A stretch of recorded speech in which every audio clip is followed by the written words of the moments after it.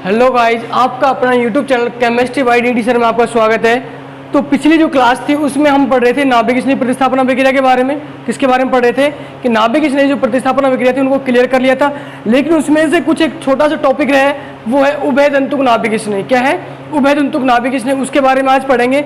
और जो विलोपन अभिक्रिया थी, क्या थी कि जो विलोपन अभिक्रिया है यानी कि जो रासायनिक अभिक्रिया पढ़ रहे थे हम किसकी, एल्किल आयोडो की, उसका जो सेकंड टाइप है विलोपन अभिक्रिया उसके बारे में पढ़ेंगे। लेकिन उससे पहले मैं बात करता हूँ किसकी, उभयदंतुक नाभिक स्नेही की। किसकी बात करते हैं कि उभयदंतुक जो नाभिक स्नेही होता है वो क्या होता है।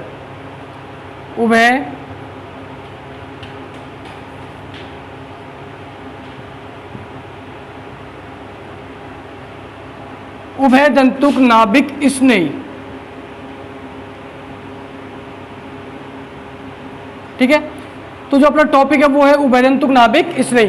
तो हमें सबसे पहले हमें ये पता होना चाहिए कि उभयदंतुक नाभिक स्नेही क्या होता है, कि जो उभयदंतुक नाभिक स्नेही है वो क्या होता है। कि उभयदंतुक नाभिक स्नेही है वो क्या होता है कि यानी कि वे ऐसे नाभिक स्नेही, कैसे कि इस प्रकार के नाभिक स्नेही जिनमें एक साथ यानी एक साथ कितने दाता परमाणु होने चाहिए, 2 दाता परमाणु। कैसे होने चाहिए, 2 दाता परमाणु की एक साथ, मतलब कि जिसके अंदर 2 ऐसे परमाणु हो जो बंद बना सकें, जिनके पास इलेक्ट्रॉन हो, दाता परमाणु उपस्थित हो, वो क्या कहलाते हैं उभयदंतुक नाभिक स्नेही।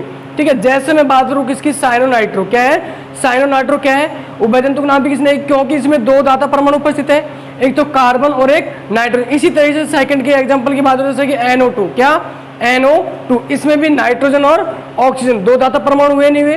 ठीक है, इस तरीके से।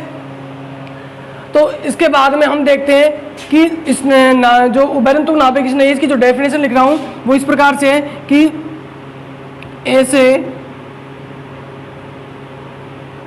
ऐसे नाभिक स्नेही जिनमें 2 दाता परमाणु उपस्थित हो, लेकिन ये चीज जरूर ध्यान रखना, एक समय में केवल एक दाता परमाणु ही बंध बनाएगा, ना कि दोनों एक साथ। ठीक है, केवल कितना बनाएगा, एक दाता परमाणु ही बंध बनाता है, एक दाता परमाणु ही बंध बनाता है।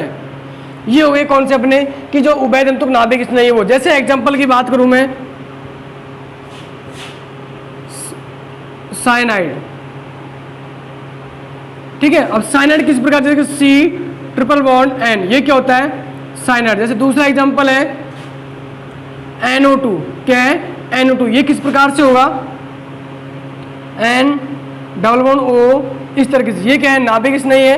कैसे है उभयदंतुक, क्यों, क्योंकि यहाँ पे भी कितने हैं, 2 दाता परमाणु है, कार्बन और नाइट्रोजन, और यहाँ पे भी 2 दाता परमाणु, एक तो नाइट्रोजन और एक ऑक्सीजन, हुए नहीं हुए दाता परमाणु। तो वो क्या कहलाते हैं अपने, जिनमें यानी कि एक साथ 2 दाता परमाणु उपस्थित होते हैं, वो क्या कहलाते हैं उभयदंतुक नाभिक स्नेही। ठीक है, अब इसको समझते कैसे और अंदर की तरफ जाते से गहराई में, तो वो हम एक क्वेश्चन लेके समझते किस प्रकार से कि क्वेश्चन से कि मान लीजिए आप एल्किल लाइड की अभिक्रिया KCN के साथ कराते हो, किसके साथ में, KCN यानी कि पोटेशियम साइनाइड के साथ कराते हो, तो हमारे पास जो बनता है वो क्या बनता है,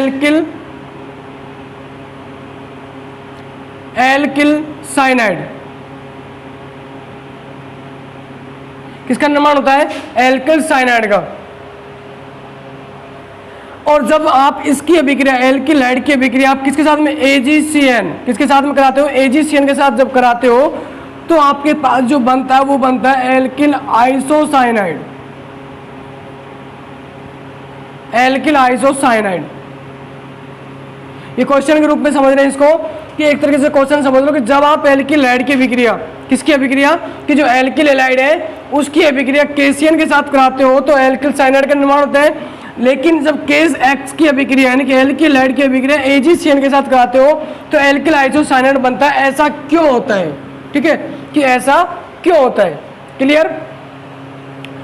तो क्यों होता है इसका रीजन पता होना चाहिए हमें। तो वो रीजन ये है कि अगर मान लीजिए जो KCN है, क्या है कि जो अपना जो KCN है पोटेशियम साइनाइड, क्या है पोटेशियम जो साइनाइड है, इसमें K और C, किसका कि जो K और C है इसके बीच का जो बंध होता है, ये बंध कौन सा, ये जो बंध है ये कैसा होता है, आयनिक प्रकृति का। कैसा होता है, आयनिक प्रकृति का। ठीक है, ये कैसा हुआ, आयनिक प्रकृति का हुआ। तो जब आयनिक प्रकृति का हुआ तो ये अपने आयनों में जो KCN है, ये जो विलयन होता है उसके जो आयन होते हैं उसमें इस प्रकार से होता है K plus plus CN minus, इसमें क्या हो जाता है, ये वियोजित हो जाता है, यानी कि अपने आयनों में विभक्त हो जाता है। तो इस प्रकार से हमने देखा था अपने आयनों में विभक्त हो गया। तो जब आयनों में विभक्त हो जाता है तो हमें पता चल गया कि इसमें क्या होता है कि जो पोटेशियम अलग हो गया और KCN अलग हो गया, ये क्या था C और N, यानी कि साइनाइड एक नहीं है, क्या है साइनाइड, क्या है ये साइनाइड। जबकि इसके अंदर एक चीज आती है कि जो बंध जो बनता है इसमें, इसके अंदर जो बंध बनता है वो क्या होता है कि जो कार्बन के द्वारा बनाया जाता है, यानी जो दाता स्नेही जो था अपना, यानी कि उभयतंतुक जो नाभिक स्नेही की बात करें, इसमें जो नाभिक स्नेही वो कौन सा रहेगा, कार्बन। क्या रहेगा, कार्बन रहेगा। वो क्यों रहेगा, क्योंकि जब एल्किल हैलाइड के साथ जब ये बंध बनाएगा, नहीं भाई अभिक्रिया करेगा KCN, तो जो बंध बनेगा वो C के बीच का बंध, कौन सा, कार्बन कार्बन के बीच का जो बंध होता है वो क्या होता है, अधिक स्थायी होता है। कैसे होता है, अधिक स्थायी। जबकि कार्बन और जो नाइट्रोजन के बीच का बंध है, कौन सा, कि जो कार्बन और जो नाइट्रोजन के बीच का बंध है वो कैसा होता है, अस्थायी। कैसा होता है, अस्थायी।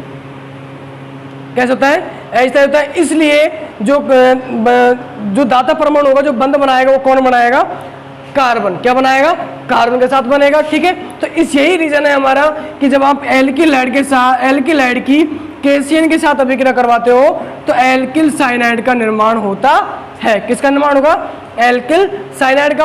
अब हम बात कर लेते हैं किसकी, इसकी रिएक्शन की, अभिक्रिया की, वो किस प्रकार से होगी। तो देखो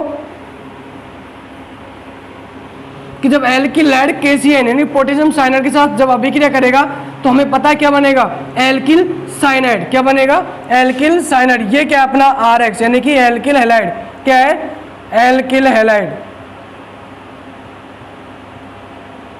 कि जब ये एल्किल हैलाइड KCN के साथ अभिक्रिया करेगा, किसके साथ में अभिक्रिया करेगा, कि जब KCN के साथ जब अभिक्रिया करेगा ये, तो जो निर्माण होगा वो किसका निर्माण होगा, RC ट्रिपल बॉन्ड N।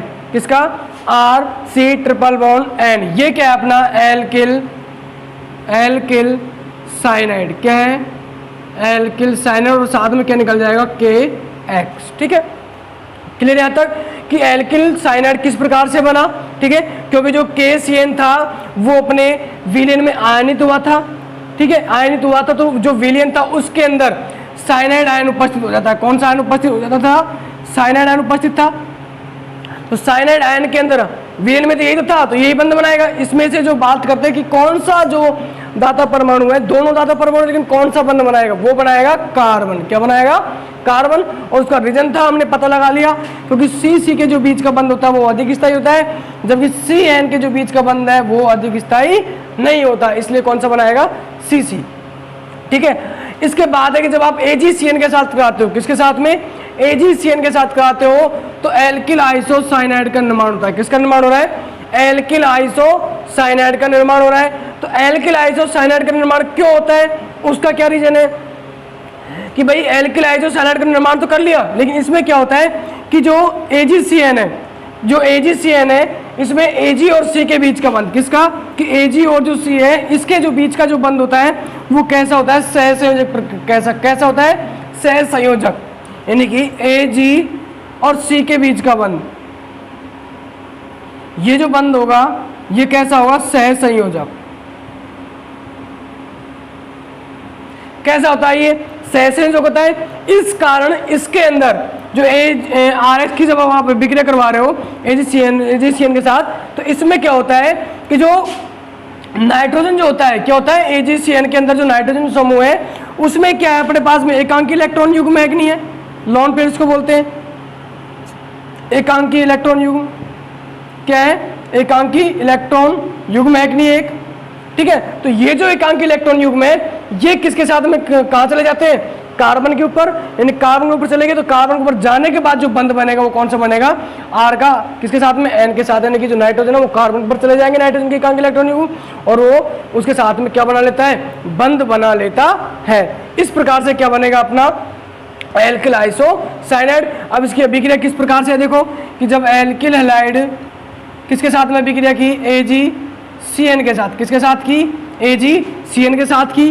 तो बनेगा किस प्रकार से, देखो ये जो लॉन पेयर थे वो कहाँ चले जाएंगे, यहाँ पे, ठीक है, एक कार्बन को दे देगा, तो जो बनेगा वो क्या बनेगा, RN ट्रिपल बॉन्ड C, और ये कैसा होगा, उपसह संयोजक बंध, ठीक है, और साथ में क्या निकल जाएगा अपना AgX, क्या निकल जाएगा, AgX। तो इस प्रकार से ये जो बना है वो है अपना एल्किल आइसोसाइनाइड। क्या बन गया, एल्किल आइसोसाइनाइड, ठीक है।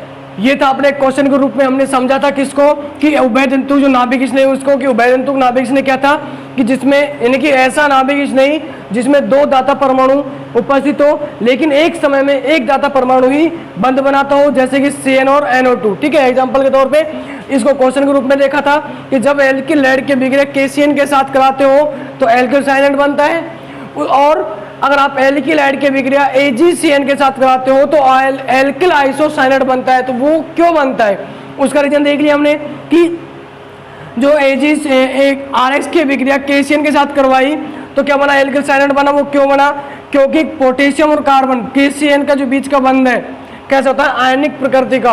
तो आयनिक प्रकृति का होने के कारण जो इनका जो विलयन होगा उसमें जो CN जो साइनाइड जो आयन है वो उपस्थित होते हैं, और वहां से हमें पता लग गया कि दो दाता परमाणु है, कार्बन और नाइट्रोजन, लेकिन जो बंध बनता है वो किसके द्वारा बनता है, कार्बन के द्वारा। क्यों, क्योंकि CC जो बंध होता है वो अधिक स्थायी होता है, जबकि CN बंध अधिक स्थायी नहीं होता, इसलिए क्या बना था अपना एल्किल साइनाइड।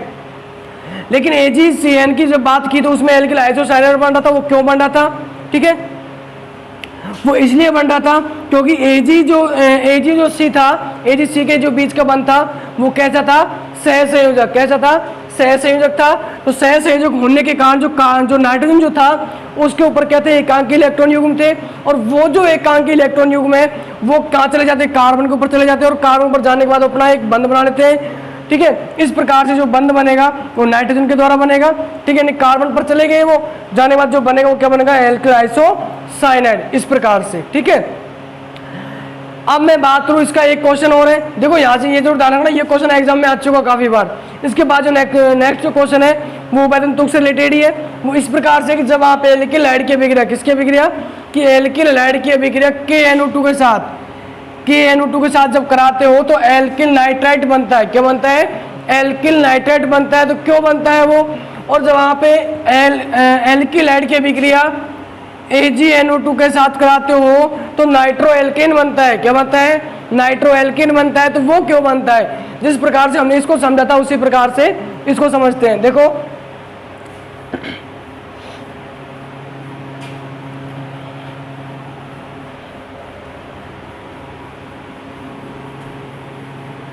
तो जो अपना क्वेश्चन है वो ये है कि जब वहां पे एल्किल हैलाइड की अभिक्रिया, किसकी, एल्किल हैलाइड की अभिक्रिया रिएक्शन किसके साथ करवा रहे हो,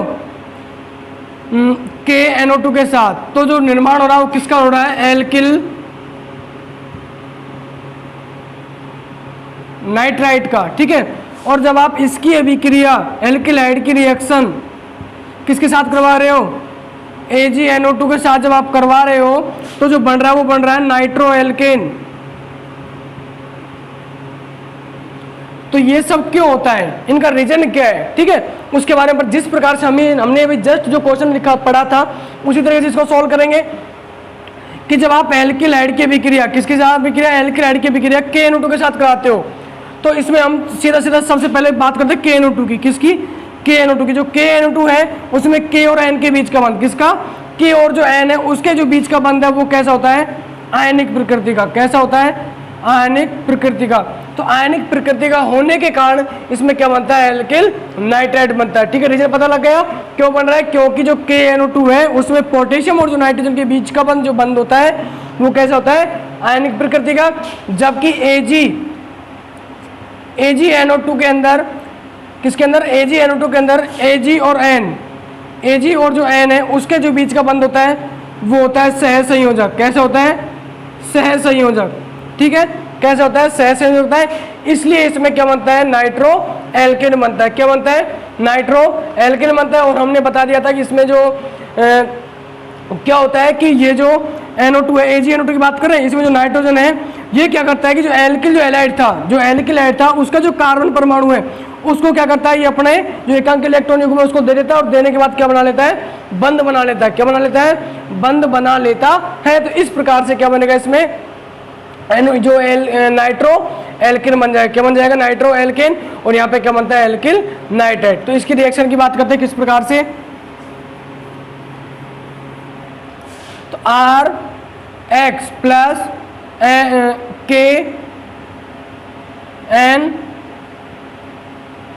KN और इसको सीधा लिख देते हैं KNO2। क्या लिख दिया, KNO2। जब ये अभिक्रिया करेंगे आपस में तो जो बनेगा वो अपना क्या बनेगा, एल्किल नाइट्राइट बन गया, नहीं बन गया, और साथ में क्या निकल गया, KX। ठीक है, ये तो था किसका, एल्किल नाइट्राइट की बात थी।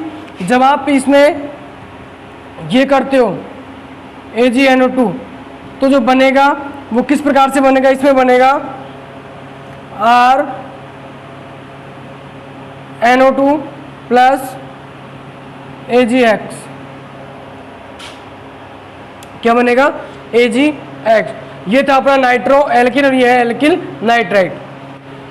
बन गया अपना, क्या बन गया ये अब देखो मैं बात करूँ इसको खोल के लिखने की। जब आप इसको खोल के जब लिखते हो ये तो ऐसे ही रहेगा, लेकिन जब आप इसको खोल के लिखोगे तो इस प्रकार से होगा ये N double bond O plus KX। ठीक है, ये जो होगा वो किस प्रकार से खुलेगा, इस प्रकार से। ठीक है, क्लियर यहाँ तक। तो ये तो था अपना एल्किल नाइट्राइट, ये क्या है, नाइट्रो एल्केन। क्या है, नाइट्रो एल्केन। ठीक है, यहाँ तक क्लियर होगा। उभयनिष्ठ नाभिक स्नेह की बात की थी अपन ने। अब जो नेक्स्ट जो प्रकार है अपने नाभिक स्नेह प्रतिस्थापन अभिक्रिया होगा वो है विलोपन अभिक्रिया। कौन सी अभिक्रिया, विलोपन अभिक्रिया। तो विलोपन अभिक्रिया क्या होती है उसके बारे में देखते हैं। तो विलोपन अभिक्रिया के अंदर क्या होता है कि इसमें से कोई भी जो अभिकारक होगा उसमें से अभिकारक में से कोई भी एक छोटा अणु क्या होगा कि कोई भी एक छोटा अणु कहाँ होगा, विलोपित होगा, इसको बाहर निकलेगा वो। तो वो क्या होती है, अपनी विलोपन अभिक्रियाएं। ठीक है, और इस अभिक्रिया के अंदर क्या होता है कि जो छोटा अणु जो बाहर निकल रहा है उसको कोई भी क्या होगा, एक उत्प्रेरक होगा। जैसे कि मैं ले लेता हूँ इसमें एल्कोहलिक KOH कि जो एल्कोहलिक KOH वो क्या काम कर रहा है, इस छोटे अणु को बाहर निकालने का काम कर रहा है। किसका, जो छोटा अणु जो बाहर निकल रहा है उसको बाहर निकालने का काम कर रहा है। और इस अभिक्रिया के अंदर जो अल्फा कार्बन होता है, क्या होता है कि जो अल्फा कार्बन होता है वहां से तो हाइड्रोजन परमाणु, क्या, हाइड्रोजन परमाणु, जबकि जो बीटा कार्बन होता है वहां से हाइड्रोजन परमाणु का निष्कासन होता है। इस प्रकार से कौन सी अभिक्रिया होती है, हमारी बीटा विलोपन अभिक्रिया। और इसमें HX क्या, HX का निर्माण होता है। ठीक है, और साथ में क्या बनती है, एल्कीन। क्या बनती है, एल्कीन। किसके अंदर, विलोपन अभिक्रिया के अंदर। तो जो अभिक्रिया है अपनी वो कौन सी है, नेक्स्ट प्रकार है वो है विलोपन अभिक्रिया। कौन सी है, विलोपन अभिक्रिया।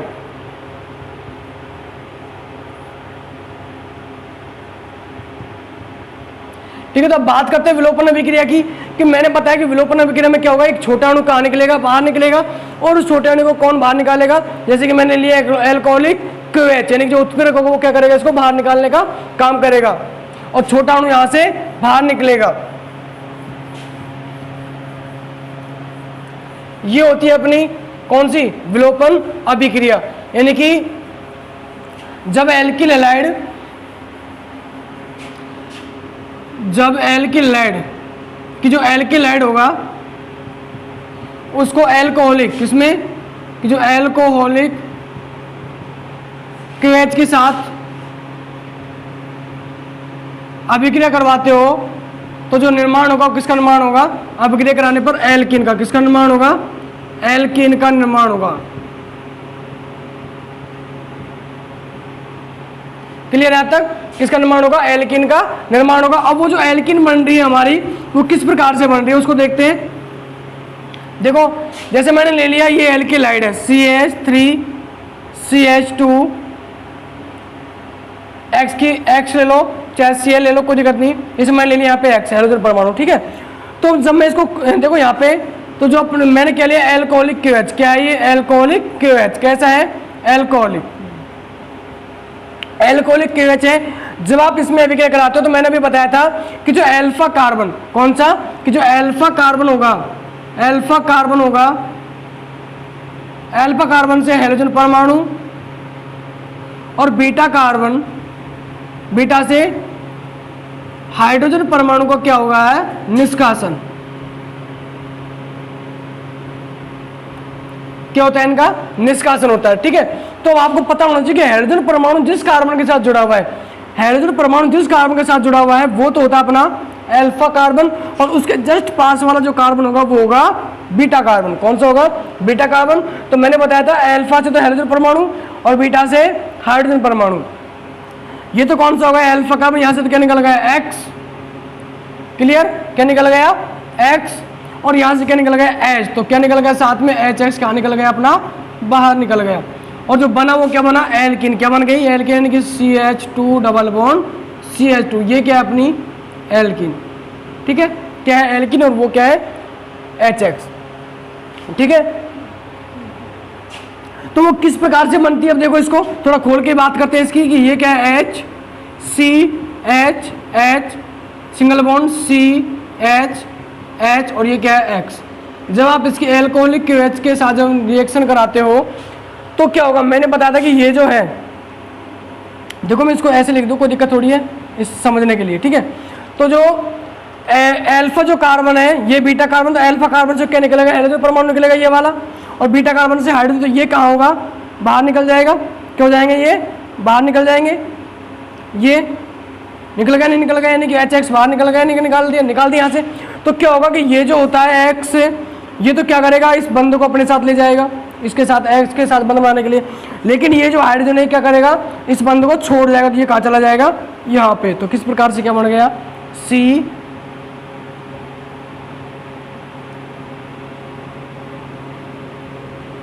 और ये बंद कहाँ चला गया, यहाँ पे, तो क्या हो गया, ये द्विबंध। तो मैं इसको इस तरीके से लिख दिया था हमने ऊपर जो रिएक्शन की थी CH2 CH2, ये क्या थी अपनी एल्कीन, क्या बनी थी एल्कीन। ठीक है, ये थी अपनी कौन सी अभिक्रिया, विलोपन अभिक्रिया। और ये जिस प्रकार से हमने जो नाभिक स्नेही प्रतिस्थापन अभिक्रिया पढ़ी थी, उसी प्रकार से जो विलोपन अभिक्रिया है उसके प्रकार थे। एक तो है E1, कौन सी है E1, और एक है E2। ठीक है, क्लियर। इसमें बस इतना याद रख लो कि E1 और E2 क्या है, दो इसके प्रकार हैं। E1 की एक अणुक वाली, और E2 द्विअणुक वाली। ठीक है, अब मैं बात करूं किसकी, कि इसमें भी एल्किन बने, जैसे मैंने यहाँ पे ले लिया, कोई भी बड़ा है वो एग्जांपल ले लिया, इसमें और CH3 जोड़ दिए, कार्बन की श्रृंखला वो जोड़ दी, तो वो किस प्रकार से बनेगा कि यहाँ पे जो एल्किन जो बनती है हमारी, वो मुख्य प्रोडक्ट के रूप में, जो अपना जो मेन जो प्रोडक्ट होगा, मेन जो उत्पाद होगा वो कौन सा होगा। ठीक है, उसके लिए एक नियम दिया गया था, वो था अपना सेट-जेफ का नियम। कौन सा नियम था, सेट-जेफ का नियम। ठीक है, कौन सा नियम है, सेट-जेफ का नियम। तो वो सेट-जेफ का जो नियम है वो किस प्रकार से है, क्या है कि सेट-जेफ का जो नियम है उसके अकॉर्डिंग हम बता सकते हैं, उसके इसकी सहायता से, कि इसमें अगर मान लीजिए एक ही अभिकारक से दो या दो से अधिक एल्किन बन रही है, कितनी बन रही है, दो या दो से अधिक एल्किन बन रही है, तो उनमें से कौन सी एल्किन है वो हमारे मुख्य उत्पाद के रूप में या मुख्य प्रोडक्ट के रूप में बनेगी। तो वो किसके अकॉर्डिंग पता लगाएंगे हम, सेट-जेफ के नियम से। किससे पता लगाएंगे, सेट-जेफ के नियम से। तो जो सेट-जेफ का जो नियम होता है वो क्या होता है, देखो सेट-जेफ का नियम, कौन सा नियम है, सेट-जेफ का नियम।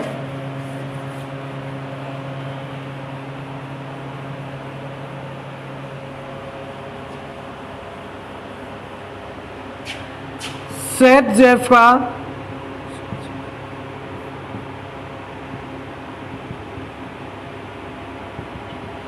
तो सेट-जेफ का नियम क्या कहता है कि अगर मान लीजिए कार्बन द्विबंध कार्बन, यानी कि इस प्रकार से कार्बन डबल बॉन्ड कार्बन, कि कार्बन डबल बॉन्ड कार्बन से जुड़े हुए प्रतिस्थापियों की संख्या, किसकी, कि ये जो कार्बन और ये कार्बन, इन दोनों कार्बनों से जितने अधिक प्रतिस्थापित समूह जुड़े हुए होंगे वही एल्कीन हमारी क्या होगी, मुख्य प्रोडक्ट के रूप में बनेगी। ये नियम कौन सा है, हमारा सेट-जेफ का नियम। यानी कि कार्बन द्विबंध कार्बन से जुड़े हुए प्रतिस्थापियों की संख्या जितनी अधिक होगी वही क्या होगा, अपना मुख्य उत्पाद के रूप में बनेगी एल्कीन। और यही कौन सा नियम था, हमारा सेट-जेफ का नियम। ठीक है, अब जैसे एग्जांपल की बात करूं मैं इसको समझने के लिए, तो सेट-जेफ का नियम लिखते हैं कि वह एल्कीन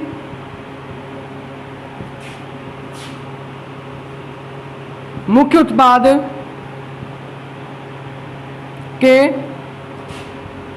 रूप में बनेगी जिसमें कार्बन द्विबंध कार्बन से जुड़े प्रतिस्थापियों की संख्या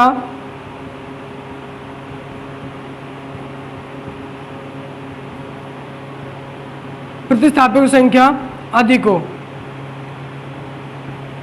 अधिक हो। ठीक है, ठीक। अब देखो प्रतिस्थापित समूह किस प्रकार से, इसको एग्जांपल से समझते हैं सीधा सीधा।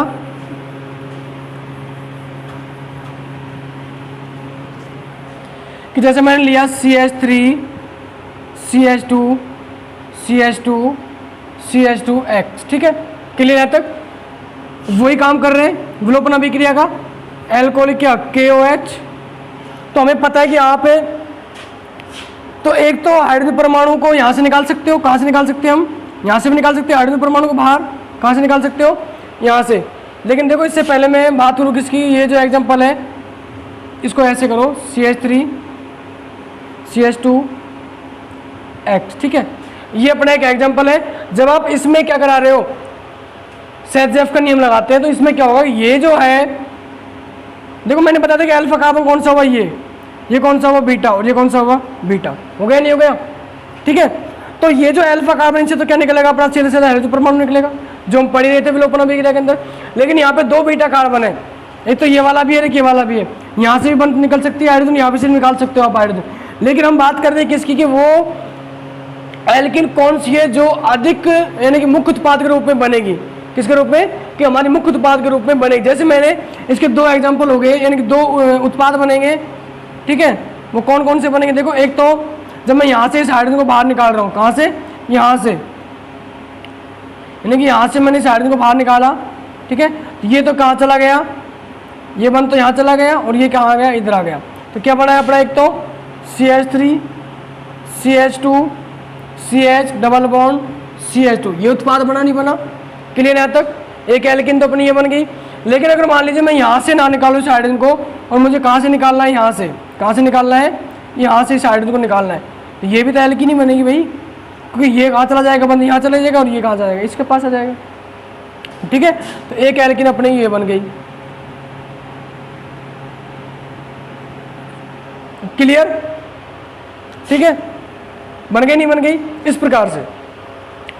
तो अब यहाँ पे हम प्रतिस्थापियों की बात करें, किसकी, प्रतिस्थापियों की। जो सहजक जो नियम जो अपन लगा रहे हैं वो देखो, कार्बन द्विबंध कार्बन कौन सा हुआ, ये वन, यहाँ पे कौन सा हुआ, ये। तो प्रतिस्थापी क्या होते हैं, यानी कि मैंने बताया था कि जो कार्बन था उससे जितने ज्यादा प्रतिस्थापित समूह जुड़े हुए होंगे।